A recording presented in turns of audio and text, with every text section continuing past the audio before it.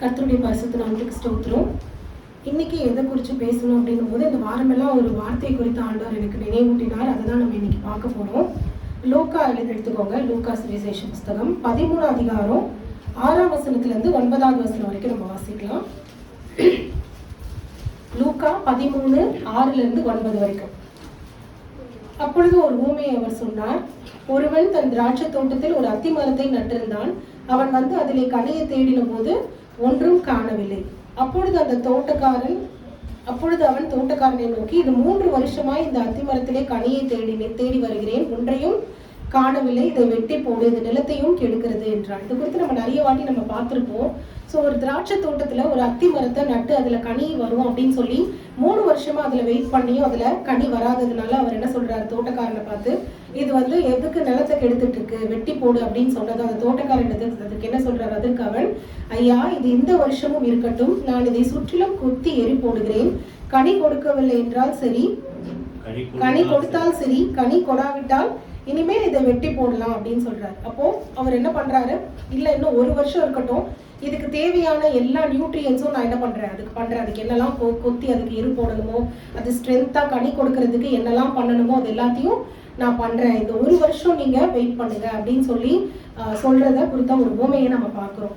நம்ம பார்த்தீங்கன்னா கிட்டத்தட்ட இந்த வருடத்தின் கடைசி நாட்கள்ல நம்ம வந்திருக்கோம்ல. 2 வாரத்துக்குள்ள இந்த வருடத்தை நம்ம முடிக்க போறோம். ஆண்டவர் நமக்கும் பார்த்தீங்கன்னா நிறைய சான்சஸ் கொடுத்துருக்காருல்ல. இந்த வருஷமும் இது இருக்கட்டும், எனக்காக இது ஏதாவது கனி கொடுக்கும் அப்படின்னு சொல்லி ஆண்டவர் என்ன பண்றாரு, நம்மளை குறித்து ஒரு நம்ம கனி கொடுப்போம் அப்படின்னு சொல்லி என்ன பண்ணிட்டு இருக்காரு, வெயிட் பண்ணிட்டு இருக்காரு.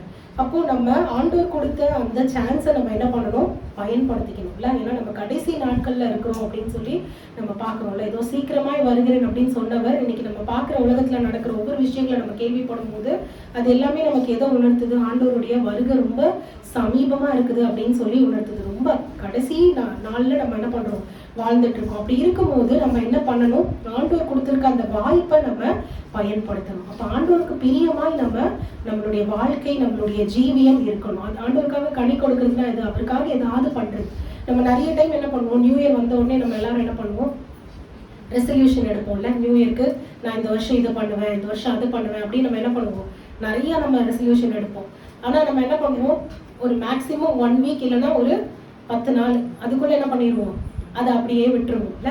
நிறைய பேர் என்ன பண்ணுவாங்க, இந்த வருஷம் நான் ரெசல்யூஷனே எடுக்கக்கூடாது அப்படின்னு என்ன பண்ணுவாங்க, ரெசல்யூஷன் எடுப்பாங்கல்ல, தீர்மானம் பண்ணுவாங்க. அப்போ அது மாதிரி இல்லாம நம்ம ஆண்டவர் கொடுத்துருக்க இந்த வாய்ப்பை நம்ம என்ன பண்ணணும், பயன்படுத்திக்கணும். ஏன்னா நம்ம எல்லாருமே வந்து நம்ம மனுஷர்கள் தான். நம்ம எல்லாருமே வந்து அந்த பாவத்துல நம்ம அதை மீறி நம்ம இருக்கிறதுக்கு நமக்கு எது மட்டும்தான், தேவனுடைய அந்த கிருபை மட்டும்தான் நம்மளை என்ன பண்ணும், அதுல இருந்து நம்மளை மீட்டு நம்மளை காப்பாற்றும். ஆண்டவருக்காக நம்மளால என்ன பண்ண முடியும், அப்பதான் ஜீவிக்க முடியும்ல. ஏன்னா நம்ம பவுல் சொல்கிறது நம்ம பார்க்கிறோம். நம்ம வாசிக்கலாமா, ரோமர் 7ஆம் அதிகாரம் 15ஆம் வசனத்துல இருந்து வாசிக்கலாம். ரோமர் 7ஆம் அதிகாரம் 15வது வசனம். எப்படி எனில், நான் செய்கிறது எனக்கே சம்மதி இல்லை, நான் விரும்புகிறதை செய்யாமல் நான் வெறுக்கிறதையே செய்கிறேன். நிறைய நேரத்துல நமக்கு அப்படிதான் இருக்குல்ல, இதை நான் செய்யக்கூடாது அப்படின்னு நம்ம நினைக்கிறோம். ஆனா நம்ம என்ன பண்றோம், அதுதான் திரும்ப நம்ம செய்யறோம். இப்படி நான் விரும்புகிறேன் செய்யாதவனா இருக்க நியாயப்பிரமாணம் நல்லது என்று நான் எடுத்துக்கொள்கிறேன். அதனால் நான் அல்ல, எனக்குள்ளே வாசமா இருக்கிற பாவமே அப்படி செய்தது அப்படின்னு சொல்றாரு. அப்போ அந்த பாவத்தை மேற்கொள்கிறதுக்கு நமக்கு ஆண்டவருடைய பலனும் ஆண்டவருடைய கிருபையும் தான் நமக்கு தேவை. ஆண்டவர் நம்ம என்ன பண்ணியிருக்காரு, நமக்காக நம்முடைய பாவங்கள் எல்லாவற்றையும் சிலுவையில சுமந்து அவர் தீர்த்திருக்கிறார். அப்போ மறுபடியும் நம்ம பாவம் செய்யாதபடிக்கு நம்ம என்ன பண்ணணும், பரிசுத்தமாய் நம்மளை காத்து கொள்கிறதுக்கு அந்த தேவனுடைய பலனையும் தேவனுடைய கிருபையையும் நம்ம தேவன்கிட்ட கேட்கணும். நீங்க பாத்தீங்கன்னா நம்மளுடைய ஆண்டவராக இயேசு கிறிஸ்து இந்த உவமையை போலதான். அவர் நமக்காக என்ன பண்ணிட்டு இருக்காராம், பிதாவின் இடத்துல அவர் நமக்காக ஒவ்வொரு நாளும் என்ன பண்ணிட்டு இருக்காரு, பரிந்து பேசிட்டு இருக்காரு அப்படிங்கறத நம்ம பாக்குறோம். அதே போல 1 யோவான் 2ஆம் அதிகாரம் 1 வசனம் நம்ம வாசிக்கும் போது 1 யோவான் 2:1, நீங்கள் பாவம் செய்யாதபடிக்கு இவைகளை எழுதுகிறேன், ஒருவன் பாவம் செய்வானானால் நீதிபதியா இருக்கிற இயேசு கிறிஸ்து தாமே நமக்காக பிதாவின் இடத்துல பரிந்து பேசுகிறவரா இருக்கிறார் அப்படிங்கறத நம்ம பாக்குறோம். அப்ப அப்படி இருக்கும்போது நம்ம பலன் கொடுக்கத்தக்கதாக, கனி கொடுக்கத்தக்கதாக நம்ம இருக்கணும் அப்படின்னு ஆண்டவர் என்ன பண்றாரு, விரும்புகிறார். அப்ப 3 வருஷமா அவர் வந்து கனிகளை தேடி இருக்காரு. ஆனா கனி கொடுக்கலன்னதும் இந்த 1 வருஷம் அவர் என்ன பண்றாரு, மறுபடியும் ஒரு சான்ஸ் கொடுக்குறாருல, ஒரு செகண்ட் சான்ஸ் திரும்பியும் கொடுக்குறாரு. அப்போ இந்த வருஷம் நான் வந்து வெயிட் பண்றேன் அப்படின்னு சொல்லி அவர் என்ன பண்றாரு, அது கனி கொடுக்கறதுக்கு என்னெல்லாம் பண்ணணுமோ அது எல்லாத்தையும் நான் பண்றேன் அப்படின்னு சொல்றாரு. இதை குறித்து ஒரு பேசேஜ் நம்ம வாசிக்கலாம். ரோமர்ல 11ஆம் அதிகாரம் 17வது வசனத்துல இருந்து நம்ம வாசிச்சோம் அப்படின்னா, ரோமர் 11:17. சில கிளைகள் முறித்து போடப்பட்டிருக்க காட்டொலிவ மரமாகிய நீ அவைகள் இருந்த இடத்தில் ஒட்ட வைக்கப்பட்டு ஒலிவ மரத்தின் வேருக்கும் சாரத்துக்கும் உடன் பங்காளியாய் இருந்தாயானால். நம்ம என்ன பண்றோம், நம்ம எப்படி இருக்கோம், நம்ம நல்ல ஒலிவ மரமா இருக்கோமா? நம்ம சில நேரங்கள் நம்ம எப்படி இருக்கோம், காட்டு ஒலிவ மரமா நம்ம இருக்கோம்ல. ஆனா நம்ம காட்டு ஒலிவ மரமா இருந்தாலும் ஆண்டவர் என்ன பண்றாரு, நல்ல ஒலிவ மரம்ல அவரோட கூட நம்மள என்ன பண்றாரு, அங்க முறிந்து போயிருக்கிற கிளைகள்ல நம்மள என்ன பண்றாரு, எடுத்துட்டு போய் ஒரு கிளையை எடுத்துட்டு போய் என்ன பண்றாரு, ஒட்ட வைக்கிறாருல. நம்ம எல்லாரும் இன்னைக்கு அந்த கிராஃப்டிங் எல்லாம் பார்த்திருப்போம்ல. ஒரு செடி வந்து நல்ல ஸ்வீட்டா இருக்கு அப்படின்னா என்ன பண்ணுவாங்க, வேற ஏதாவது செடியில இருந்தோ என்ன பண்ணுவாங்க, இந்த கிளையை எடுத்துட்டு போய் அதுல வைக்கும் போது என்ன ஆகும், அதுவும் வந்து நல்ல கனிகளை கொடுக்கும்ல.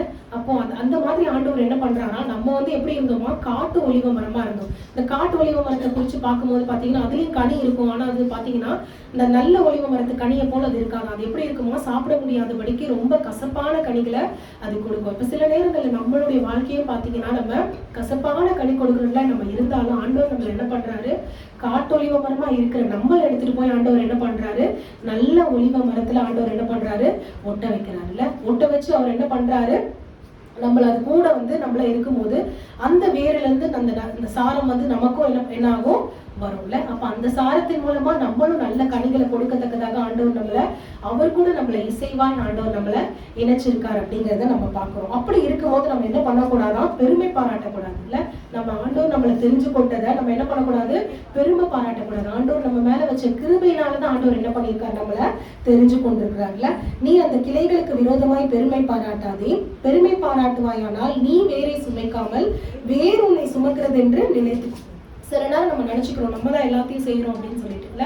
ஆனா நம்ம வேற சுமக்குறோமா, இல்ல. எதுதான் நம்மள சுமக்குது, வேர் தான் நம்மள சுமக்குது அப்படிங்கிறத நம்ம நினைச்சுக்கணும் அப்படின்னு சொல்றாரு. ஏன்னா பாத்தீங்கன்னா நான் 19ஆம் வசனத்தை வாசிப்போம். அந்த கிளைகள் முறித்து போடப்பட்டது என்று சொல்லுகிறார். நான் ஒட்ட வைக்கிறதுக்காக அந்த கிளை முறிச்சிருக்காங்க அப்படின்னு சொல்றேன்.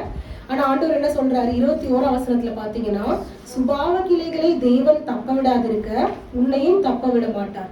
அந்த மரத்துல இருக்க சுபாவ கிளை வந்து தப்ப விடாத தேவன், நீ பெருமை பாராட்டினீங்கன்னா உன்னையும் என்ன பண்ண மாட்டாரு, தப்ப விட மாட்டார் அப்படின்னு சொல்றாரு. அதே மாதிரி பாத்தீங்கன்னா, ஆகையால் தேவனுடைய தயவையும் கண்டிப்பையும் விழுந்தவர்களிடத்திலே கண்டிப்பையும் உன்னிடத்திலே தயவையும் காண்பித்தார். நீங்க அன்னைக்கு பாத்தீங்கன்னா ஆண்டவருக்கு விரோதமா பாத்தீங்கன்னா அந்த தேவ தூதர்கள் எழுப்பும் போது ஆண்டவர் என்ன பண்றாரு, அவங்கள பரலோகத்துல இருந்து தள்ளுறாருல்ல. ஆனா இன்னைக்கு நம்ம எத்தனை முறை நம்ம ஆண்டவரை வந்து நம்ம துக்கப்படுத்தினாலும் கஷ்டப்படுத்தினாலும் ஆண்டவர் நம்ம மேல என்ன பண்றாரு, தயவா இருக்கிறத நம்ம பார்க்கறோம்ல. அப்படி அந்த தயவின் காலத்துல கிருபையின் காலத்துல நம்ம இருக்கும் போதே நம்ம என்ன பண்ணணும், தேவனுக்காக நம்ம கனி கொடுக்கிறவர்களாய் அவருடைய பிள்ளைகளாய் நம்ம இருக்கணும் அப்படின்னு ஆண்டவர் என்ன பண்றாரு, விரும்புகிறார். அப்போ கனி கொடுக்கறதுக்கு ஆண்டவர் என்ன பண்றாரு, அவரோட நம்மளை இணைச்சு என்ன பண்றாரு, நம்மள கட்டுகிறாரு. ஏன்னா யோவான் 14ஆம் அதிகாரத்துல கூட ஆண்டவர் என்ன சொல்றாரு, நானே திராட்சை செடி இல்ல, அவர்தான் செடி, நம்ம அவரோட இருக்கிற கொடிகள். நம்ம கொடியா இருந்தா நம்ம என்ன பண்ணணும், அந்த செடியில நிலைத்திருந்தாதான் நம்மளால என்ன பண்ண முடியும், கனிகளை கொடுக்க முடியும். நிலைத்திராவிட்டால் நம்மளால என்ன பண்ண முடியாது, கனி கொடுக்க முடியாது இல்ல. நம்ம பட்டு போயிடுவோம் உடனே. அப்போ நம்ம தேவனோடு நம்ம நிலைத்து இருக்கணும், அவருக்காக நம்ம கனி கொடுக்கிறவர்களாய் நம்ம இருக்கணும் அப்படிங்கறதுதான் இந்த வருஷத்துல இந்த கடைசி நாட்கள்ல தேவன் நமக்கு நினைவூட்டுகிறார். இன்னைக்கு நம்ம சுருக்கமா வந்து ஒரு 5 பேரை குறிச்சு நம்ம பார்க்க போறோம். அந்த செகண்ட் சான்ஸை எப்படி அவங்க நல்லா அதை வந்து யூட்டிலைஸ் பண்ணிக்கிட்டாங்க, அந்த ஆண்டவர் கொடுத்து அவங்களுடைய வாழ்க்கை முன்னாடி எப்படி இருந்தது, ஆண்டவரை அறிந்த பிறகு அவங்க வாழ்க்கை எப்படி வந்து மாறிச்சு, எப்படி அவங்க அதை அழகா யூஸ் பண்ணிக்கிட்டாங்கன்றது குறித்து நம்ம பார்க்க போறோம். முதலாவது நம்ம வாசிச்சோம் அப்படின்னா யோனா தீர்க்கதரிசியின் புஸ்தகம் 1ஆம் அதிகாரம் 2ஆம் வசனம்.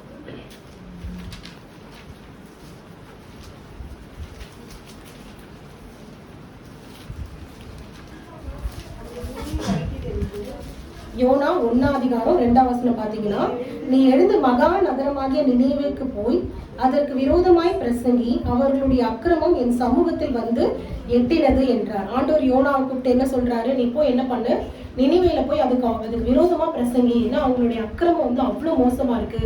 அப்ப தேவ சமூகத்துல அவங்க அக்கிரமம் வந்து எட்டுது ஆண்டவர் பாக்குறாருன்னா அப்ப எந்த அளவுக்கு அந்த மக்கள் கொடுமையா இருந்திருப்பாங்கல்ல.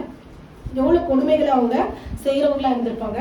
ஆண்டவர் என்ன பண்றாரு, யோனாட்ட சொல்றாரு. ஆனா யோனா என்ன பண்ணிடுறாரு, நினிவேக்கு போனாரா, என்ன பண்றாரு, கப்பல் ஏறி தர்ஷீஷுக்கு போயிடுறாரு. ஆனாலும் ஆண்டவர் என்ன பண்றாரு, ஒரு கடல் கொந்தளிப்பை கொடுத்து ஒரு மீனின் வயிற்றுல யோனாவை இருக்க வச்சு அதுக்கப்புறம் என்ன பண்றாரு, திரும்பியும் அவர் என்ன பண்றாரு, யோனாவை 3ஆம் அதிகாரத்துல திரும்பி பாத்தீங்கன்னா முதல் வசனத்துல 2ஆம் தரம் கர்த்தருடைய வார்த்தை யோனாவுக்கு உண்டாகி, நீ எழுந்து மகா நகரமாகிய நினிவேக்கு போய் நான் உனக்கு கற்பிக்கும் வார்த்தைகளை அதற்கு விரோதமாய் பிரசங்கி அப்படின்னு சொன்ன உடனே யோனா என்ன பண்றாரு, கடந்து அந்த நினிவே முழுக்க கிட்டத்தட்ட 3 நாள் பிரயாணமா இருக்கக்கூடிய தக்கதான பெரிய ஒரு விஸ்தாரமான ஊர் நினிவே அப்படின்னு போட்டிருக்கு. அப்போ 3 நாள் அவர் அந்த நினிவேல நடந்து என்ன பண்றாரு, தேவன் வந்து இன்னும் 40 நாள்ல அந்த நினிவே என்ன பண்ண போறாரு, கவிழ்த்து போட போறாரு. நீங்க எல்லாரும் இந்த நினிவே நகரம் வந்து அழிந்து போக போகுது அப்படின்னு சொன்ன உடனே அதை கேட்ட மக்கள் எல்லாரும் வந்து என்ன பண்றாங்க, உடனே மனம் திரும்புறாங்கல்ல. அந்த ராஜா முதற்கொண்டு என்ன பண்றான், அவனுடைய ஸ்தானத்துல இருந்து எழுந்திருந்து அவனுடைய அந்த ராஜ வஸ்திரத்தை எல்லாத்தையும் கலட்டி வச்சுட்டு அவர் என்ன பண்றாராம், ரட்டு வஸ்திரத்தை உடுத்தி அவர் என்ன பண்றாரு, சாம்பல்ல உட்கார்றாரு. அது மாத்திரம் இல்ல, அந்த எல்லாருமே வந்து யாரும் வந்து சாப்பிடக்கூடாது, பெரியவங்க இருந்து சின்னவங்க வரைக்கும், ஆடு மாடுகள் வரைக்கும் எதுவும் ருசி பார்க்க கூடாது, மேயக்கூடாது, தண்ணி கூட குடிக்க கூடாதுன்னு சொல்லி நீங்க எல்லாரும் என்ன பண்ணுங்க, ஆண்டவரை நோக்கி நீங்க என்ன பண்ணுங்க, விண்ணப்பம் பண்ணுங்க அப்படின்னு சொல்லி அவர் என்ன பண்றாரு, அந்த மக்கள்கிட்ட அந்த ராஜா வந்து சொல்றதை நம்ம பார்க்கிறோம். நம்ம அதை குறித்து வாசிச்சோம் அப்படின்னா 8ஆம் வசனத்துல, மனுஷரும் மிருகங்களும் இரட்டினால் மூடிக்கொண்டு தேவனை நோக்கி உரத்த சத்தமாய் கூப்பிடவும், அவரவர் தம் தம் பொல்லாத வழிகளையும் தம் தம் கையில் உள்ள கொடுமையையும் விட்டு திரும்பவும் கடவர்கள் அப்படின்னு சொல்லி ராஜா சொல்றாரு.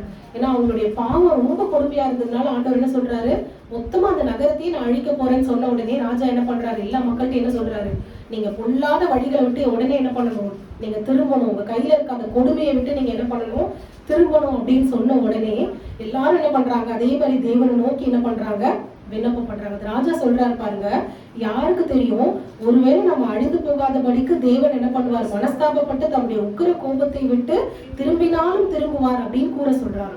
அதாவது அவருக்கு ஷியோரா தெரியாது, எனக்கு தெரிஞ்சு கண்டிப்பா வந்து யோனா வந்துட்டு இந்த நகரம் அழிக்கப்பட்டிருக்கும்னு பிரசங்கிச்சிருப்பாரே தவிர நீங்க மனம் திரும்புங்க உங்களை மன்னிச்சிருவாரு அப்படின்னு யோனா பிரசங்கிச்சிருப்பாரா அப்படின்னு எனக்கு தெரியல. ஏன்னா நீங்க பாத்தீங்கன்னா அதுக்கப்புறம் ஆண்டவர் மன்னிச்ச உடனே யோனாக்கு எப்படி இருந்தது, அது விசனமா இருக்குல்ல. அப்ப வந்து யோனா என்ன பிரசங்கம் பண்றாரு, அந்த ஊர்ல போய் நீங்க எல்லாம் 40 வருஷம் தான், நீங்க எல்லாம் என்ன பண்ண 40 நாள் தான், நீங்க என்ன பண்ண போறீங்க, இந்த நகரமே அழிஞ்சிட போது, எல்லாரும் அழிஞ்சு போக போறீங்கன்னு சொல்லி என்ன பண்றாரு, பிரசங்கம் பண்றாருல்ல. இன்னைக்கு நிறைய பேர் நம்ம எல்லாரும் என்ன பிரசங்கம் பண்ணுவோம், நம்ம சொல்றது ஆண்டவருடைய வார்த்தையை நம்ம சொல்றோம், இதை இந்த மக்கள் கேட்டு இவங்க அதன்படி நடந்தா நமக்கு நல்லா இருக்கும், எவ்வளவு நல்லா இருக்கும்ல அப்படின்னு தான் எல்லாருமே பிரசங்கம் பண்ணுவாங்கல்ல யூஸ்வலாவே.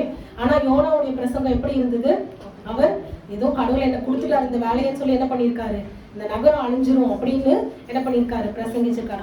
அந்த பிரசங்கத்தை கேட்டு இந்த மக்கள் என்ன பண்ணியிருக்காங்க, அவங்க கொடுமையை விட்டு விலகி அவங்க என்ன பண்ணியிருக்காங்க, மனம் திரும்பியிருக்காங்கல்ல. அவங்க மனம் திரும்பும் போது அவங்க என்ன சொல்றாங்க, எனக்கு ஷியோரா தெரியாது ஆண்டவர் நம்மளை மன்னிச்சிருவாரான்னு, ஏன்னா நம்ம அவ்வளவு பாவம் பண்ணியிருக்கோம், ஆனாலும் நம்ம பொல்லாத வழியை விட்டு விலகி நம்ம ஆண்டவரை நோக்கி கூப்பிடும் போது ஒருவேளை அவர் என்ன பண்ணலாம், நமக்காக மனஸ்தாபப்படலாம், மனஸ்தாபப்படாமையும் போகலாம், ஆனாலும் நம்ம பொல்லாத வழியை விட்டு நம்ம மனம் திரும்பணும் அப்படின்னு அவங்க முடிவு எடுக்கும் போது ஆண்டவர் என்ன பண்றாரு, அந்த நினிவேக்காக பரிதபிக்கிறாருல.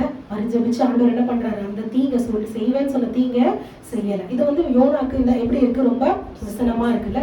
உடனே யோனா என்ன பண்றாரு, போய் ஒரு குடிசையை போட்டு என்ன பண்றாரு, அதுக்கு கீழே உட்கார்ந்து இருக்கும் போது தேவன் என்ன பண்றாராம், ஒரு ஆமணக்கு செடியை வந்து நல்லா ஓங்கி வளர்றதுக்கு என்ன பண்றாரு, அனுமதிக்கிறாரு. அது நல்லா ஓங்கி வளர்ந்து யோனாக்கு நிழல் தந்த உடனே யோனாக்கு கொஞ்சம் என்ன ஆயிடுச்சு, நல்லா சந்தோஷமா இருக்கு, அப்பா நல்ல நிழலா இருக்கு, இதுக்கு கீழே நல்லா படுத்து தூக்கும் அப்படின்னு இருக்கும்போது தேவன் என்ன பண்றாரு, ஒரு நாள் என்ன பண்றாரு, அடுத்த நாள் ஒரு பூச்சியை அனுப்புறாரு. அது என்ன பண்ணிருது, அந்த ஆமணக்கு செடியை மொத்தமா அது அரித்து போட்டுச்சு. அப்போ என்ன ஆயிடுச்சு, அந்த ஆமணக்கு செடி பட்டு போயிடுச்சு. அது பட்டு போன உடனே யோனாக்கு திரும்ப என்ன ஆயிடுச்சு, பயங்கர எரிச்சல் ஆயிடுச்சு. என்ன இப்படி நடக்குது, அந்த ஆமணக்கு செடி நல்லா இருந்ததே, வெயில் தெரியாதபடிக்கு, திரும்பி அவர் தலையில வெயில் பட்ட உடனே அவருக்கு எரிச்சல் வந்த உடனே தேவன் சொல்றாரு, நீ வளர்க்காத ஒரு ஆமணக்கு செடி. யோனா வளர்த்தாரா, அதுக்காக ஏதாவது தண்ணி ஊத்துனாரா, ஏதாவது பிரயாசப்பட்டாரா, நீ பிரயாசப்பட்டதும் படாததும் நீ வளர்க்காததுமான ஒரு ஆமணக்கு செடி அழிஞ்சு போச்சேன்னு சொல்லி நீ இவ்வளவு தூரம் வந்து நீ இது பண்றியே, அப்போ வலது கைக்கும் இடது கைக்கும் வித்தியாசம் தெரியாத 1,00,000க்கு மேல இருக்கிற இந்த மக்களுக்காக நான்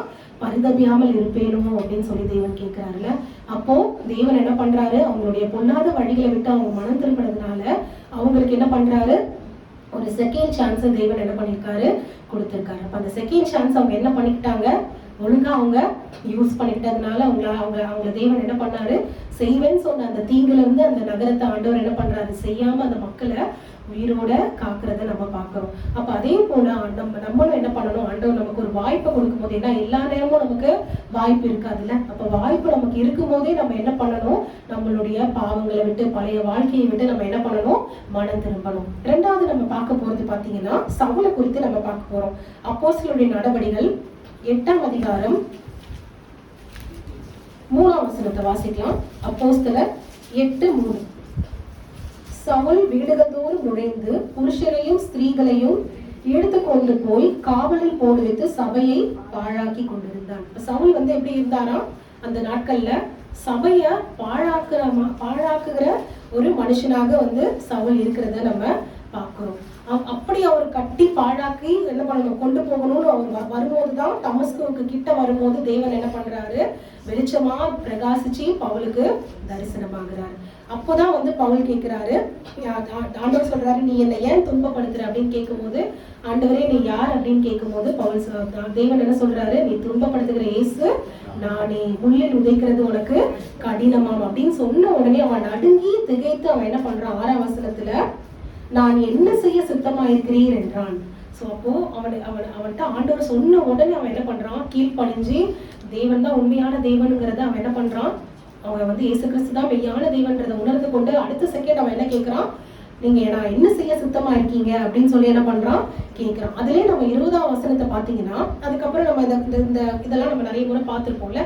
அனனியாக்கு ஆண்டவர் அதே மாதிரி தரிசனமாகி என்ன சொல்றாரு, பவுல் இதே மாதிரி குருடனா இருக்கா, நீ போய் அவனுக்காக ஜோம் பண்ணும்போது அனனியா என்ன சொல்றாரு, பவுலா அவன் எப்படி சபையை துன்பப்படுத்தி பரிசுத்தவான்கள் எல்லாரையும் அவன் ரொம்ப கஷ்டப்படுத்தி இங்க கூட எல்லாரையும் கட்டி கொண்டு போறதுக்காக வந்தவனாச்சு, அவனை போய் நீங்க சுகப்படுத்த சொல்றீங்களே கேட்கும் போது கூட ஆண்டவர் என்ன சொல்றாரு, ராஜாக்களுக்கும் புரஜாதிகளுக்கும் என் நாமத்தை அறிவிக்கிறதுக்காக நான் தெரிந்து கொண்ட பாத்திரம் அவன் அப்படின்னு சொல்லி அனனியாக்கு சொல்லும் போது அனனியா கடந்து போய் என்ன பண்றாரு, அந்த சுகத்தை பவுல் பெற்றுக்கொள்றதை நம்ம பாக்குறோம். அதுக்கப்புறம் 20ஆம் வசனத்தை நம்ம வாசிச்சோம்னா, தாமதமின்றி கிறிஸ்து தேவனுடைய குமாரன் என்று ஆலயங்களிலே பிரசங்கித்தான். பவுல் என்ன பண்ணாரா, போஜனம் பண்ணி பலப்பட்ட உடனே அடுத்த வேலை என்ன பண்ணிடுறாரு, உடனே ஸ்டார்ட் பண்ணிட்டாரு. என்ன ஸ்டார்ட் பண்ணிட்டாரு, இயேசுதான் மெய்யான தேவன் சொல்லி என்ன பண்ணிட்டாரு, சொல்ல ஸ்டார்ட் பண்ணிட்டாரு. இதை கேட்டவங்களுக்கு எல்லாம் ஒரே ஷாக். 21ஆம் வசனத்துல பாத்தீங்கன்னா, கேட்டவர்கள் எல்லாரும் ஆச்சரியப்பட்டு எருசலேமிலே இந்த நாமத்தை தொழுது கொள்ளுகிறவர்களை நாசமாக்கி இங்கேயும் அப்படிப்பட்டவர்களை கட்டி பிரதான ஆசாரியர் இடத்துக்கு கொண்டு போகும்படி வந்தவன் அல்லவா இவன் அப்படின்னு சொல்லி என்ன பண்றாங்க, அவங்க ஆச்சரியப்படுறாங்க. ஏன்னா இந்த நாமத்தை குறிச்சு பேசினாலே அவங்க எல்லாரும் என்ன பண்றாங்க, அவங்க கட்டி எடுத்துட்டு போய் பிரதான ஆசாரியர்கிட்ட ஒப்புவிக்கிற ஒரு வேலைக்காக நியமிக்கப்பட்டிருந்தார்ல. ஆனா அவர் என்ன பண்றாரு, உடனே மனம் திரும்பி இயேசு கிறிஸ்துவ அவர் தான் மெய்யான தேவன் அப்படிங்கிறத பிரசங்கிக்கிறத நம்ம பாக்குறோம். அதே போல பாத்தீங்கன்னா அவர் எவ்வளவு கஷ்டப்படுத்தினாரோ அதுக்கு டபுள் மடங்குக்கு மேல அவர் என்ன பண்ணிருக்காரு, ஆண்டவருடைய நாமத்திற்காக பாடுகளை அனுபவிக்கிற ஒரு மகனாக அவர் இருந்திருக்கிறத நம்மளால வாசிக்க முடியும். 2 கொரிந்தியர் 11ஆம் அதிகாரம் 23ஆம் வசனத்துல இருந்து நம்ம வாசிச்சோம் அப்படின்னா, 23ல இருந்து நம்ம வாசிச்சோம்னா, நான் அதிகமாய் பிரயாசப்பட்டவன், அதிகமாய் அடிப்பட்டவன், அதிகமாய் காவலில் வைக்கப்பட்டவன், அநேக தரம் மரண அவஸ்தையில் அகப்பட்டவன். அதே மாதிரி யூதர்களால் ஏறக்குறைய 40 அடியாக 5 தரம் அடிக்கப்பட்ட, அதே போல 3 தரம் விலாறுகளால் அடிப்பட்டேன், 1 தரம் கல்லறியுண்டேன், 3 தரம் கப்பர் சேதத்தில் இருந்தேன், அதுல கடலில் மூழ்கி ஒரு ராப்பகல் ஃபுல்லா நான் அதுல போக்கினேன். இப்படி அநேக தரம் அவர் என்ன பண்ணியிருக்காரு, ஆண்டவருடைய நாமத்தை அவர் சொன்னதுனால அவர் என்ன பண்ணியிருக்காரு, அநேக தரம் அவர் கஷ்டப்பட்டிருக்காரு, காவல்ல இருந்திருக்காரு, கல்ல எறிஞ்சிருக்காங்க அவரை. இது எல்லாத்தையும் அவர் என்ன பண்ணாரு, தேவனுக்காக என்ன பண்ணாரு, அவரு சகிச்சு கொண்டு இருக்கிறத நம்மளால பார்க்க முடியுது. அதே மாதிரி அப்போஸ்தலர் 20ஆம் அதிகாரம் 23ஆம் வசனத்தை நம்ம வாசிச்சோம் அப்படின்னா, அப்போஸ்தலர் 20:23 வாசிங்க. கட்டுகளும் உபத்திரவங்களும் எனக்கு வைக்கிறது என்று பரிசுத்த ஆவியானவர் பட்டணங்களோடும் தெரிவிக்கிறது மாத்திரம் அறிந்திருக்கிறேன். ஒவ்வொரு பட்டணத்துக்கு போகும்போதும் அவருக்கு என்ன இருக்கு, உபத்திரவங்களும் கட்டுகளும் இருந்திருக்கு. ஆகிலும் அவைகளில் ஒன்றையும் குறித்து நான் கவலைப்பட என் பிராணனையும் நான் என்ன பண்ணல, அருமையாக நான் எண்ணேன். என் ஓட்டத்தை சந்தோஷத்தோடு முடிக்கவும் தேவனுடைய கிருபையின் சுவிசேஷத்தை பிரசங்கம் பண்ணும்படிக்கு நான் கர்த்தராகிய இயேசுவினிடத்தில் பெற்ற ஊழியத்தை நிறைவேற்றவுமே விரும்புகிறேன் அப்படின்னு சொல்றாரு. அப்ப எவ்வளவு பிரச்சனை வந்தாலும், எவ்வளவு பாடுகள், எவ்வளவு துன்பங்கள், எவ்வளவு போராட்டம் வந்தாலும் இது எதையும் நான் என்ன பண்ண மாட்டேன், என் ஜீவனை கூட நான் என்ன பண்ண மாட்டேன், அருமையா நான் எண்ண மாட்டேன்.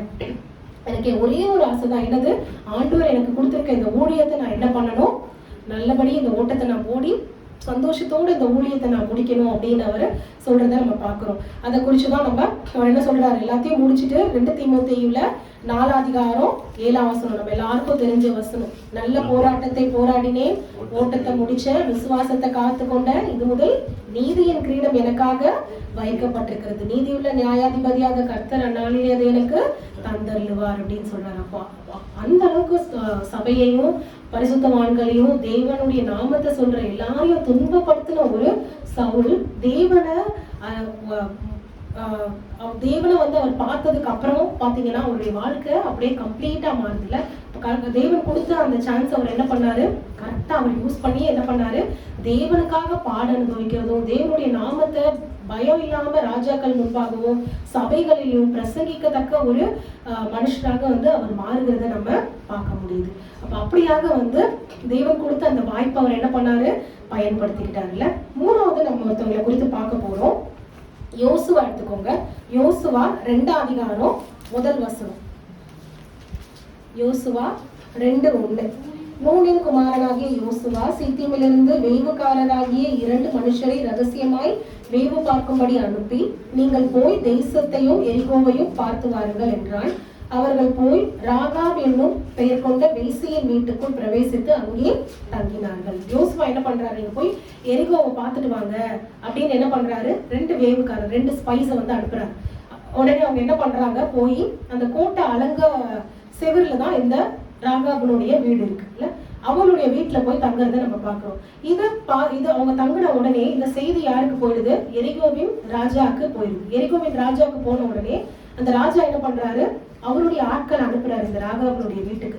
அனுப்பி என்ன சொல்றாரு, ராகாப்ட விசாரிக்க சொல்றாரு. இந்த மாதிரி 2 வேவுக்காரர் உங்க வீட்டுல தங்கியிருக்காங்க, நான் கேள்விப்பட்டேன், அவங்கள வெளியே கொண்டு வா அப்படின்னு சொல்லும் போது இந்த ராகாப் என்ன பண்றாங்க, அந்த 2 மனுஷரையும் அவங்களுடைய வீட்டுல மேல இருக்க அந்த சணல் தட்டைகளுக்குள்ள என்ன பண்றாங்க, ஒழிச்சு வைக்கிறாங்க. அவங்க 2 பேரும் என்ன தேவனுடைய மனுஷங்க, தேவனுடைய பிள்ளைங்கன்றத அவங்க கேள்விப்பட்டு அவங்க என்ன பண்றாங்க, அவங்க 2 பேரையும் ஒழிச்சு வச்சு ராஜாவுடைய மனுஷங்கள்ட்ட என்ன சொல்றாங்க, ஆமா அவங்க வந்திருந்தாங்க தான், ஆனா அவங்க யாருன்னு எனக்கு தெரியாது, ஆனா அவங்க என்ன பண்ணிட்டாங்க, கதவு மூடுறதுக்கு முன்னாடி அவங்க என்ன பண்ணிட்டாங்க, போயிட்டாங்க, நீங்க சீக்கிரமா போனீங்கன்னா அவங்க என்ன பண்ணிடலாம், புடிச்சிடலாம் அப்படின்னு சொல்லி என்ன பண்றாங்க, அவங்க போய் சொல்லி அவங்கள அனுப்பி விட்டுடுறாங்க.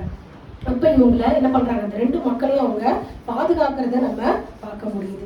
அப்போ அவங்க என்ன சொல்றாங்க, 9ஆம் வசனத்தை நம்ம வாசிக்கும் போது, கர்த்தர் உங்களுக்கு தேசத்தை ஒப்பு கொடுத்தார் என்றும் உங்களை பற்றி எங்களுக்கு திகில் பிடித்திருக்கிறது என்றும் உங்களை குறித்து தேசத்து குடிகள் எல்லாரும் சோர்ந்து போனாங்களும் அறியணும். ஒரு எவ்வளவு பாசிட்டிவ். அவங்க 2 பேர் அந்த ஊருக்குள்ள ஒரு ஸ்பையா வராங்க. அவங்களுக்கு தெரியாதுல்ல எப்படி இருக்கும், ஊர் மக்கள் எல்லாம் எப்படி இருக்காங்க, ராஜா எப்படி இருப்பாரு, எதுவுமே தெரியாது. ஆனா இவ எவ்வளவு ஒரு நம்பிக்கை, ஒரு விசுவாசமான வார்த்தையை அவங்களுக்கு சொல்றாங்கல்ல. அன்னைக்கு பாத்தீங்கன்னா கானானை சுத்தி பார்க்க போகும்போது மோசே அனுப்பும் போது நூனும் குமாரனாகிய யோசுவாவும் காலேபும் மொத்தம் தான் என்ன பண்றாங்க, நல்ல அறிக்கையை சொல்றாங்க. மிச்சவங்க எல்லாம் என்ன சொல்றாங்க, ஐயோ அவங்க ராட்சத பிறவிங்க இருக்காங்க, நம்மளால போய் ஜெயிக்க முடியாது அப்படின்னு சொல்லி எல்லாரையும் கலங்க பண்ணதுனாலதான் அந்த மொத்த இஸ்ரவேலும் கானானுக்குள்ள பிரவேசிக்க முடியாதபடிக்கு அவங்க தேவன் என்ன பண்ணாரு, அனுமதிக்கல. அவங்களுடைய பிள்ளைங்க யாரு மடிவோன்னு அவங்க சொன்னாங்களோ அவங்களுடைய பிள்ளைகளும் மனைவிகளும் மட்டும்தான் என்ன பண்ணாங்க, அந்த கானானுக்குள்ள பிரவேசிச்சாங்க. ஆனா இந்த ஒரு ராகாவுங்கிற இந்த வேசி என்ன சொல்றாங்க பாருங்க, தேவன் உங்களுக்கு இதை ஒப்பு கொடுத்தாருன்றதை நாங்க அறிஞ்சிருக்கோம். ஏன்னா நீங்க எகிப்துல இருந்து புறப்பட்டதுல இருந்து கர்த்தர் உங்களுக்கு முன்பாக சிவந்த சமுத்திரத்தின் தண்ணீரை வற்றி போக பண்ணினதையும் நீங்கள் யோர்தானுக்கு அப்புறத்திலும் எல்லாரையும் நீங்க சங்காரம் பண்ணது எல்லாத்தையும் நாங்க கேள்விப்பட்டிருக்கோம் அப்படின்னு சொல்லி அவங்க என்ன சொல்றாங்க, 11ஆம் வசனத்தை பின்பகுதியில, உங்கள் தேவனாகிய கர்த்தரே உயர வானத்திலும் கீழே பூமியிலும் தேவனானவர். அப்போ எவ்வளவு தூரம் அவங்க ஆண்டவரை மகிமைப்படுத்துறாங்கல்ல. அப்ப ஆண்டவரை குறிச்சு அவங்க என்ன பண்றாங்க, கேள்விப்பட்டிருக்காங்க. கேள்விப்பட்டு அவங்க என்ன பண்ணியிருக்காங்க, இவர் தான் மெய்யான தேவன்றதை அவங்க என்ன பண்ணியிருக்காங்க, ஏற்றுக்கொண்டிருக்காங்க. அதனாலதான் அவங்க என்ன பண்ணாங்க, அந்த 2 பேரையும் வீட்டுல தங்க வச்சு ராஜாவினுடைய ஆட்கள் தேடும் போது கூட அவங்கள ஒழிச்சு வைக்கிற ஒரு காரியத்தை நம்ம பாக்குறோம். அப்ப அவங்க என்ன பண்றாங்க, தேவன் தான், கர்த்தர் தான் மெய்யான தேவன்றதை அறிந்து கொள்றாங்கல்ல. ஏன்னா இஸ்ரவேல் மக்கள் பாத்தீங்கன்னா எத்தனை பேர் ஆண்டவருக்கு விரோதமா முறுமுறுக்கிறது நம்ம பாக்குறோம்ல. கண்களுக்கு முன்பாக தான் அவங்க எல்லா அற்புதங்களையும் பார்த்தாங்க. ஆனாலும் அவங்க என்ன பண்ணல, தேவனை நம்பல. அவர் மேகமா மகிமையின் மேகமா அவர் என்ன பண்றாரு, அவங்களுக்கு முன்பாக கடந்து போறதை பாக்குறாங்க. அதே மாதிரி செங்கடலை பிளந்து நடுவுல அவங்க நடந்து போகிற அற்புதத்தை பாக்குறாங்க. எல்லா அற்புதத்தையும் அவங்கள கண்ணால பார்த்தும் அவங்களால என்ன பண்ண முடியல, அவரை வந்து முழுமையா வந்து பற்றி கொள்ள முடியல. ஆனா இந்த ராகாபுங்கிற இந்த மகள் பாத்தீங்கன்னா வந்து தேவனை குறிச்சு கேள்விப்பட்டு அவர் என்ன பண்றா, விசுவாசிக்கிறத நம்ம பார்க்கிறோம். அப்ப இந்த விசுவாசத்தை ஆண்டவர் அப்படியே விட்டுறல. அவருடைய முன்னாடி வாழ்க்கை பாவமான வாழ்க்கையா இருந்தாலும், மோசமான வாழ்க்கையா இருந்தாலும், ஆண்டவர் அவ வந்து மகிமைப்படுத்தி கர்த்தர் தான் மெய்யான தெய்வன்றதை அவ உணர்ந்து கொண்டதின் காரணமாக கர்த்தர் அவளை அளவில்லாம ஆசீர்வதிக்கிறத நம்ம பார்க்கிறோம். அதுக்கப்புறம் பாத்தீங்கன்னா இவங்க சொல்றாங்க, நீ வந்து எங்களை, அவ சொல்றா, நீங்க வந்து இந்த நகரத்தை பிடிக்கும் போது என்னையும் என் குடும்பத்தையும் என்ன பண்ணணும், காப்பாற்றணும். இன்னைக்கு நான் உங்களை காப்பாத்திருக்கேன்ல அப்படின்னு சொல்லும் போது அவங்க என்ன சொல்றாங்க, நீ உன்னுடைய அந்த பலகனியில நீ என்ன பண்ணணும், ஒரு சிவப்பு கலர் நூலை நீ என்ன பண்ணணும், கட்டணும். அப்ப இந்த வீட்டுல இருக்க எல்லாரையும் நாங்க என்ன பண்ணுவோம், உயிரோட நாங்க காப்போம். கிட்டத்தட்ட பாத்தீங்கன்னா இது எதை வந்து நம்மளுக்கு ரெப்ரசென்ட் பண்ற மாதிரி இருக்கு.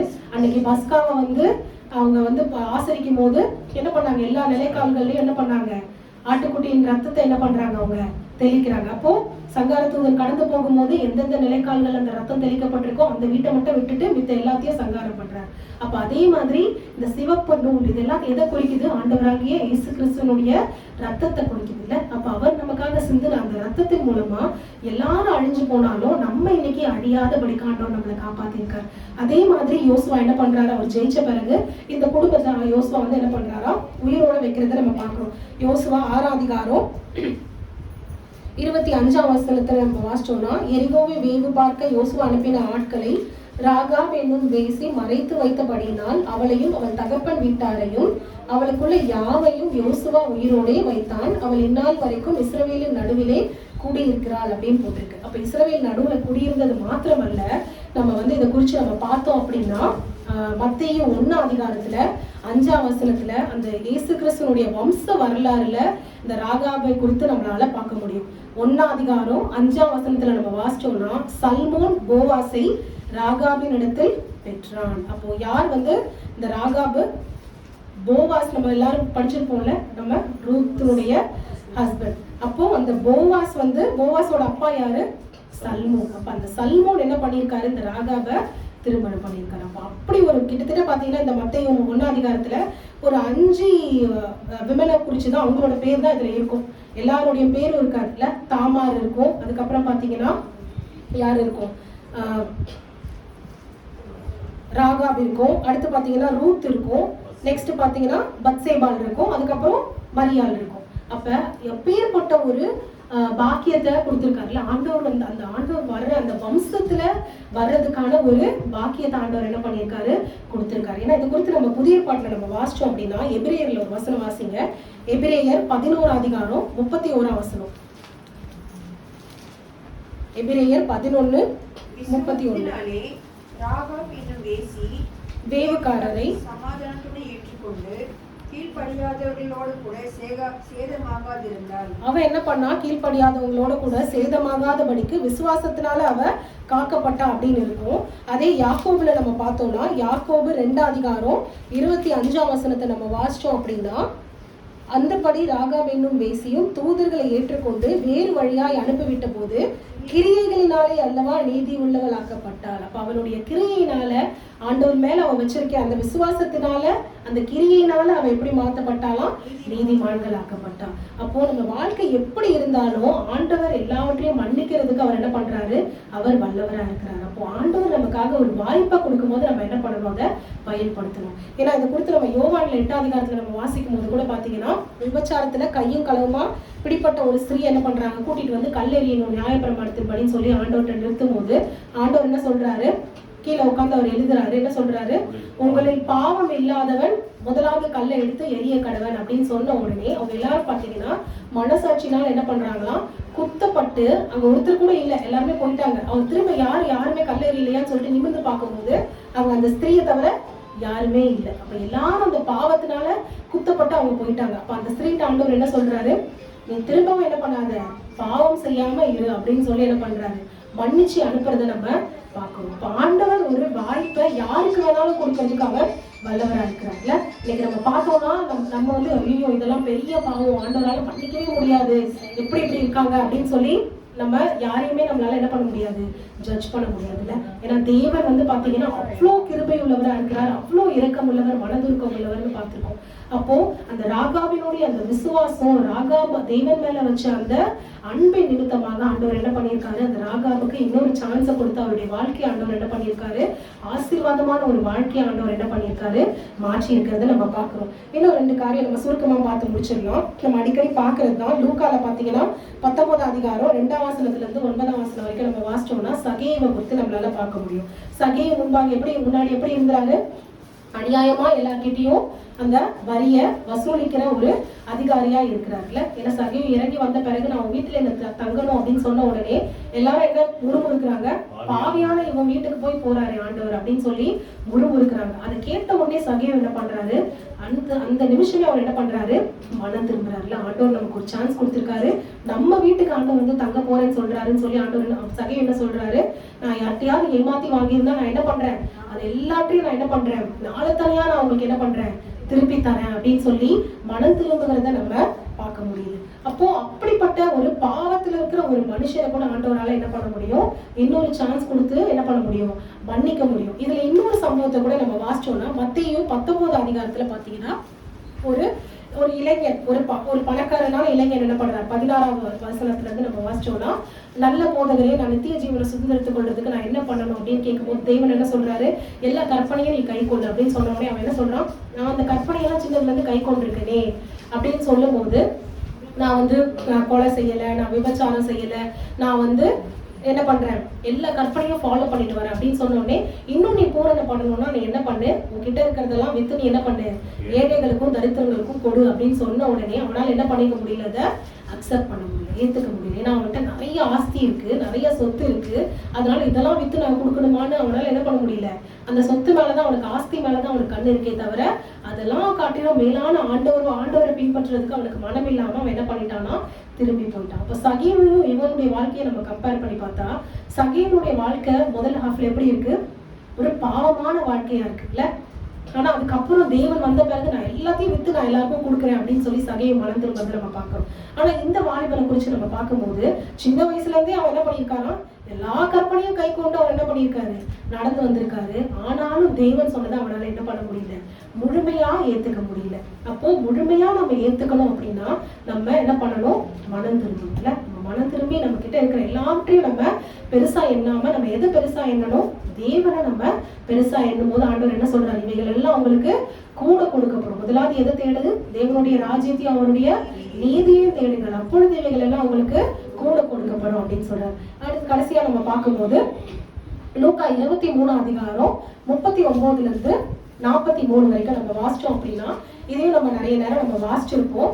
லூக்கா 23 39 இருந்து 43 வரையும் பாத்தீங்கன்னா, ஒரு கல்லன் வந்து என்ன சொல்றான், நீ தேவனுடைய குமாரனா இருந்தா நீ வந்து சிலுவையில இருந்து இறங்கி வாங்க அப்படின்னு சொல்லும் போது, இன்னொருத்தர் என்ன சொல்றாங்க, நம்ம செஞ்ச தப்புக்காக பாவத்துக்காக நம்ம என்ன பண்றோம், அடிக்கப்பட்டிருக்கோம். ஆனா இவர் வந்து ஒரு குற்றமும் அறியாம அவர் என்ன பண்றாரு, சிலுவையில அவரை அறையப்பட்டிருக்காங்க அப்படின்னு சொல்லி அவர் என்ன சொல்றாரு, தேவனே நீங்க வந்து இன்னைக்கு என்ன பண்ணுங்க, நீங்க உங்களுடைய ராஜ்யத்துல நீங்க வரும்போது என்னை நினைச்சுக்கோங்க அப்படின்னு சொல்லும் போது தேவன் என்ன சொல்றாரு, நீ இன்றைக்கு என்னோடு கூட பரதேசில் இருப்பாய் அப்படின்னு சொல்றாங்க.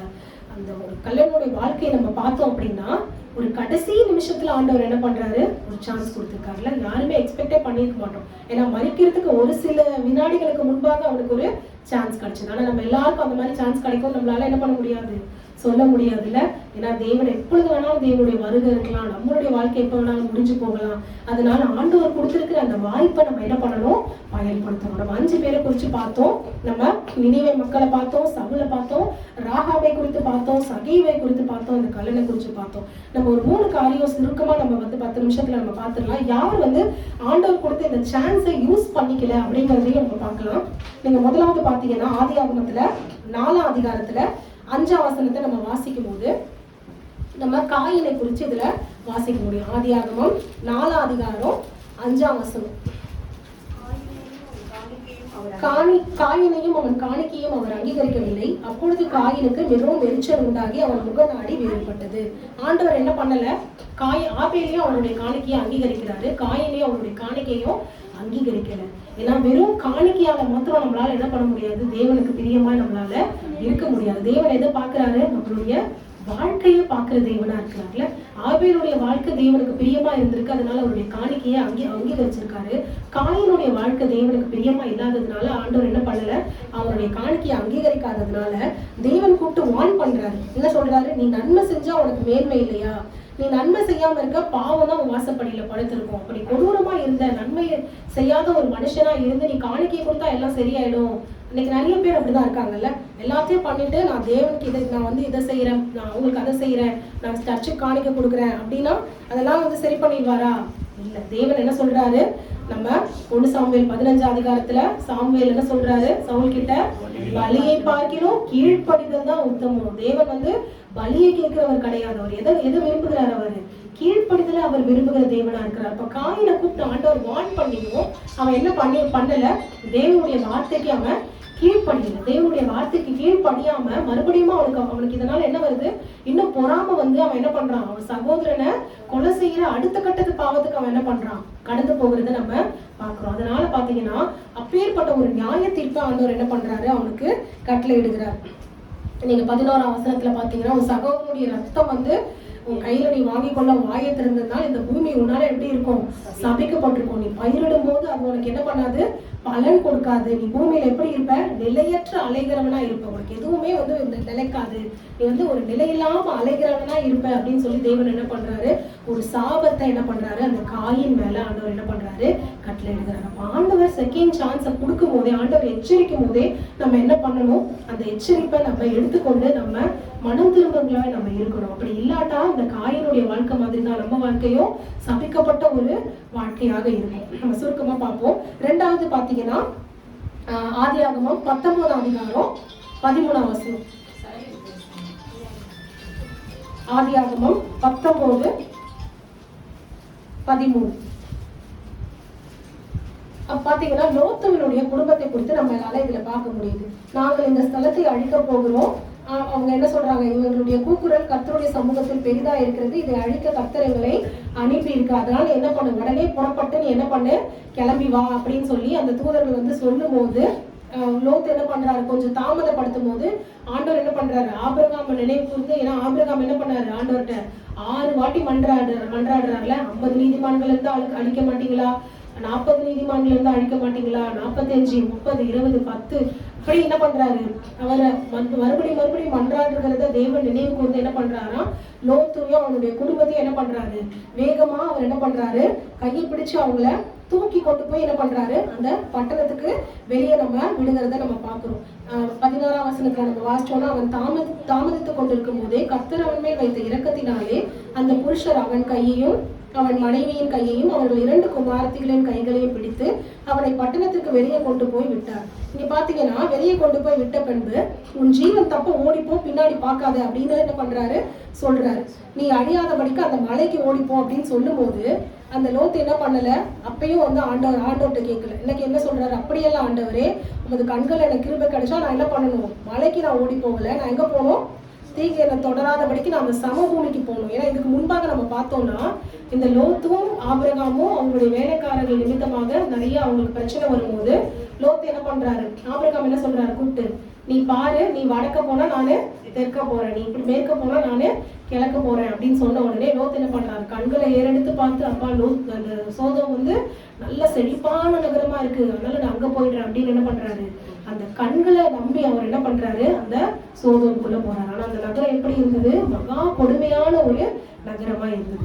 இப்பயும் பாத்தீங்கன்னா ஆண்டவர் சொல்றாரு, நீ அந்த மலைக்கு ஓடி போனா, இல்ல இவர் என்ன சொல்றாரு, இல்ல நான் அந்த நகரத்துக்கு ஓடி போறேன். அப்போ நிறைய நேரத்துல நம்ம பண்ற தப்பு என்ன, நம்மளா வந்து உன்னை பார்த்தா இது நல்லா இருக்கு, நான் இந்த பக்கம் போறேன் அப்படின்னா, ஆனா ஆண்டவருக்கு தெரியும்ல எது வந்து சரியான வழி, எது வந்து கரெக்டான பாதை அப்படின்னு.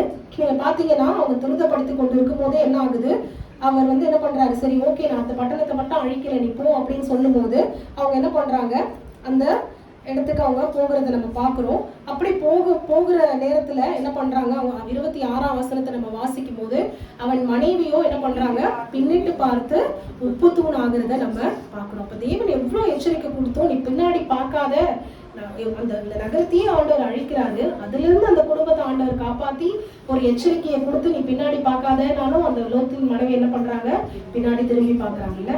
அப்போ நம்ம ஆண்டவருக்குள்ள நம்ம வரும்போது நம்ம எப்பயுமே என்ன பண்ணக்கூடாது, திரும்ப பின்னாடியே பழைய வாழ்க்கைய பழச நம்ம பாக்குறவங்களா நம்ம இருக்கக்கூடாது. ஏன்னா ஒருவன் கிறிஸ்துவுக்குள் இருந்தால் புது சிருஷ்டியா இருக்கிறான் அப்படின்னு வேதம் சொல்லுதுல. பழையவைகள் ஒழிந்து போயின, எல்லாம் புதிதாயின அப்படின்னு வேதம் சொல்லுது. அப்ப திரும்பவுமா ஐயோ இதெல்லாம் என்னோட சொத்தெல்லாம் நாங்க வாங்கி வச்சிருக்கேனே, இதெல்லாம் அழைச்சி போகுதே அப்படின்னு அந்த பொருட்கள் மேலேயோ இல்ல அங்க இருக்க அந்த மற்ற உலக காரியங்கள் மேலேயும் நம்முடைய கண்ணு போகும்போது தேவன் அந்த கொடுத்த சான்ஸ் அவங்க என்ன பண்ணிட்டாங்க, இழந்துட்டாங்கல்ல. அந்த லோத்து கூட பாத்தீங்கன்னா ஆண்டவரை நம்பி அவன் போகல. ஃபர்ஸ்ட் அவன் ஆண்டவரை நம்பி போகல, அவன் கண்களை பேரெடுத்து பார்த்து இந்த பூமி நல்லா இருக்குன்னு போனான். ஆனா கடைசியில அது ஒரு மோசமான ஒரு பாவம் நிறைஞ்ச ஒரு இடமா இருந்தது. ஆனா ஆபிரகாம் பாத்தீங்கன்னா விட்டு கொடுத்து தேவனை நம்பி நீ எந்த பக்கம் போனாலும் பரவாயில்ல, நான் இன்னொரு பக்கம் நான் போறேன், ஆண்டவர் என்ன ஆசீர்வதிப்பாரு என்ன பண்றாரு, தேவனை நம்பி போறாரு, அவரை தேவன் ஆசீர்வதிக்கிறார். இந்த இடத்துல கூட நம்ம பார்த்தோம்னா என்ன பண்றாரு, இல்ல நான் இந்த நகரத்துக்கு போறேன் அப்படின்னு என்ன பண்றாரு, ஒரு சாய்ஸை கேட்கிறாரு. அப்பயும் பாத்தீங்கன்னா அவருடைய குடும்பம் பாத்தீங்கன்னா ஒரு மோசமான ஒரு நிலைக்கு தள்ளப்படுகிறத நம்மளால பார்க்க முடியும் பின்னாடி உள்ள வசனங்கள்ல. சோ அப்படியாக ஆண்டவர் கொடுத்திருக்கிற அந்த வாய்ப்பை அந்த லோத்துவின் குடும்பம் மாதிரி நம்ம என்ன பண்ணக்கூடாது, இழந்து போகக்கூடாது. ஆண்டவர் கொடுத்திருக்கிற அந்த எச்சரிப்பை அந்த வார்த்தையை நம்ம என்ன பண்ணணும், நம்ம வாழ்க்கையில நம்ம எடுத்துட்டு மனம் திரும்புகளாய் நம்ம இருக்கணும். கடைசியா நம்ம ஒண்ணு பார்த்து முடிப்போம். மத்தேயு 25 அதிகாரம் 1ஆம் வசனத்துல இருந்து 12ஆம் வசனம் வரைக்கும் நம்ம வாசிச்சோம் அப்படின்னா 10 கன்னிகைகளை குறித்து நம்மளால பார்க்க முடியும். அதுல 5 பேர் பாத்தீங்கன்னா புத்தி உள்ள கன்னிகைகள். அவங்க என்ன பண்றாங்க, அவங்க விளக்கு எடுத்துட்டு அதுக்கு தேவையான எண்ணெயையும் கூட சேர்த்து கொண்டு வராங்க.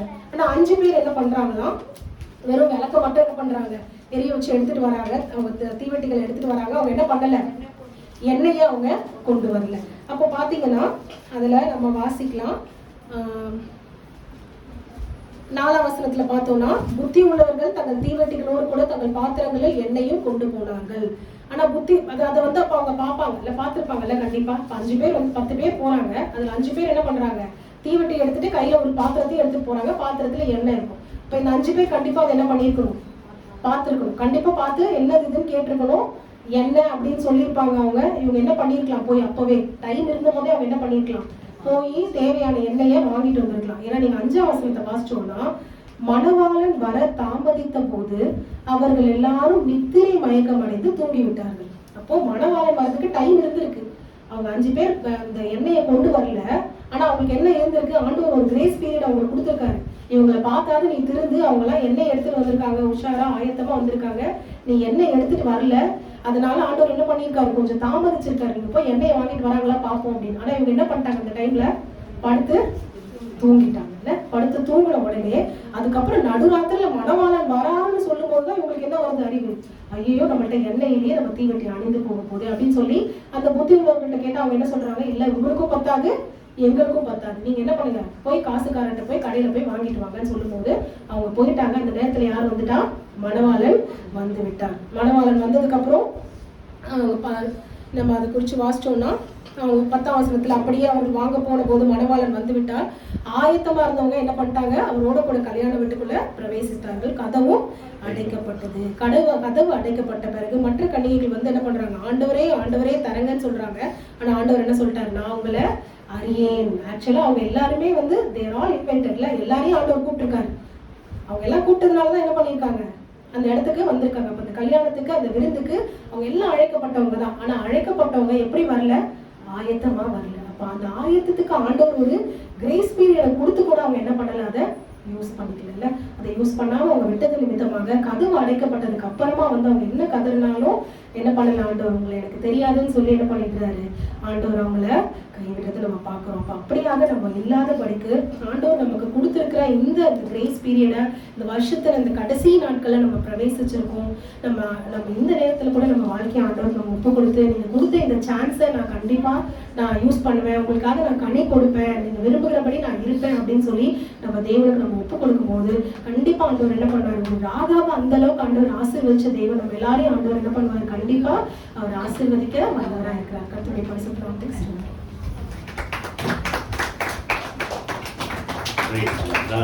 கர்த்தரை துதிப்போம். ஹல்லேலூயா ஹல்லேலூயா. இந்த வருஷமும் இருக்கட்டும்ட்டு ஆண்டவர் ஒரு 2வது வாய்ப்பு, என்ன சொல்லப்போனா கடைசி வாய்ப்பு கூட சொல்லலாம். அநேக மக்களுடைய வாழ்க்கையில் கடைசி வாய்ப்பாக இருந்தது. அதை உபயோகப்படுத்திக் கொண்டவர்கள் ஆசீர்வதிக்கப்பட்டார்கள். அதையும் உபயோகப்படுத்தாதபடிக்கு அசட்டை பண்ணவங்க, இல்லை நான் மிஸ் பண்ணவங்க ஆசீர்வதிக்கப்படலை. லோத்தினுடைய மனைவி மிஸ் பண்ணாங்க, காயின் மிஸ் பண்ணிட்டான், ஆயத்தமா இல்லை. அதே போல அந்த 5 கன்னிகைகள் அவங்களுக்கு வாய்ப்பு இருந்தது, டிலே ஆகுதுகிட்ட மணவாளன் வர லேட் ஆகுதுன்னு போது அந்த டைம்ல போய் வாங்கியிருக்கலாம்.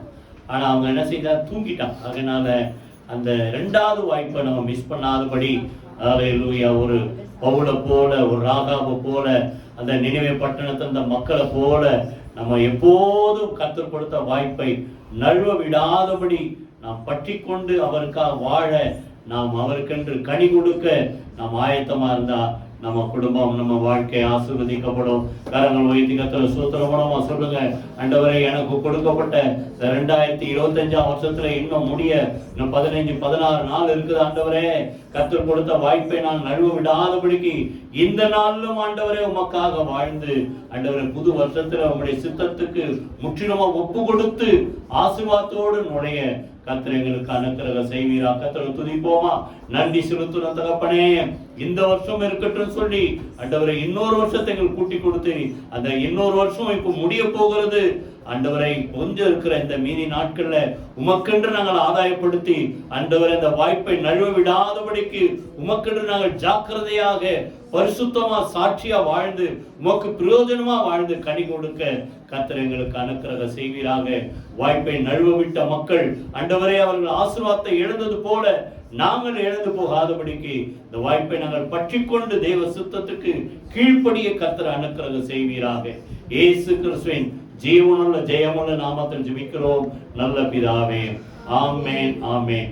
நம்முடைய கர்த்தராகிய இயேசு கிறிஸ்துவின் கிருபையும் பிதாவாகிய தேவனுடைய அன்பும் பரிசுத்த ஆவியானவருடைய அந்யோன்ய ஐக்கியம் நம் அனைவரோடு சகல பரிசுத்த அனைவரோடும் ஆண்டவராகிய இயேசு கிறிஸ்து அருகமட்டு இருப்பதாக. ஆமென். என் ஆத்துமாவே கர்த்தரை ஸ்தோத்திரி, என் முழுமையோட பரிசுத்த நாமத்தை ஸ்தோத்திரி. என் ஆத்துமாவே கர்த்தரை ஸ்தோத்திரி, அவர் செய்த சகல உபகாரங்களை மறவாதே. ஆமென் ஆமென். God bless you.